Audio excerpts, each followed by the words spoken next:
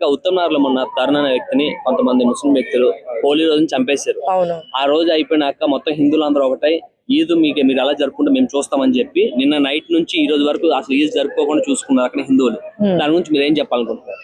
Brother అంటే తప్పైతే జరిగింది, శిక్ష అనేది కూడా పడింది. కానీ నేనేమంటానంటే ఎవరో చేసిన తప్పుకి అందరిని ఎందుకు శిక్షించడం, అర్థమవుతుందా? సో ఇక్కడ కూడా జరపకూడదు అంటున్నారు. కొంతమంది మంచోళ్ళు ఉన్నారు ముస్లిమ్స్ లో, కొంతమంది చెడ్డోళ్ళు కూడా ఉన్నారు. దానికి అందరికి శిక్ష వేయడం అనేది కరెక్ట్ కాదు. నాకు అదైతే పాయింట్ నచ్చలేదు. ఇప్పుడు మన హైదరాబాద్ లో జరుపుకుంటున్నారు.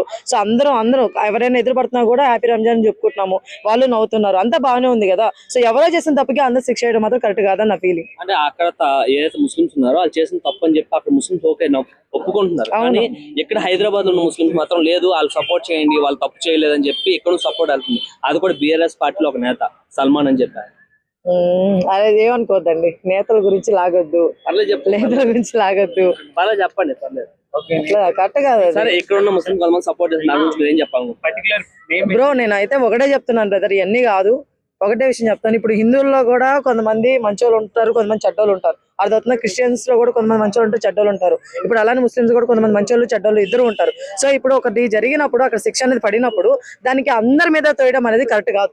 అర్థమవుతుందా? అది హైదరాబాద్ అయినా సరే, లేకపోతే ఇంకో దేశం సరే, ఇంకో దగ్గర అయినా సరే, ఎక్కడైనా సరే. సో నేనేమంటానంటే పండగ అనేది పండగలా జరుపుకొనిద్దాం ఎవరినైనా సరే. అర్థమవుతుందా? దానికి ఇలా మీరు అడ్డుపడడం కానీ లేకపోతే ఇలా చేయడం అనేది కరెక్ట్ కాదని నా ఫీలింగ్. నాకు కొంతమంది ముస్లింలు ఇల్లు వదిలేసి వాళ్ళ ఊర్లోకి వెళ్ళి పండుగ జరుపుకుంటున్నారు.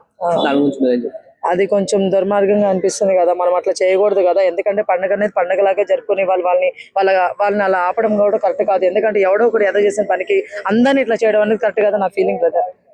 సో ప్రతి ఒక్కరిని పండుగ చేయించుకోవాలని కోరుకుంటున్నాను. అది కూడా చాలా బాధాకరమైన విషయం. ఓకేనా? ఇప్పుడు నేను ఏమంటానంటే కొంతమందికి మెంటల్ బ్రో, అర్థమవుతుందా? ఇప్పుడు నేను ఇప్పుడు మా ఇంటి దగ్గర నుంచి ఇక్కడికి వచ్చేటప్పుడు అందరూ ముస్లిమ్స్ మధ్యలో, అర్థమవుతుందా? ప్రతిరోజు అర్థమవుతుందా? ఎవరి నుంచి ఎవరికి నాకైతే ప్రాబ్లం రాలేదు కదా ఎప్పుడు. అర్థమవుతుందా? ఇప్పుడు అదే హోలీ రోజు నేను అక్కడి నుంచి వచ్చినాను, లేకపోతే ఉగాది రోజు అక్కడి నుంచే వచ్చినాను, మన ఫెస్టివల్స్ అప్పుడు మధ్యలో నుంచే వస్తున్నాను.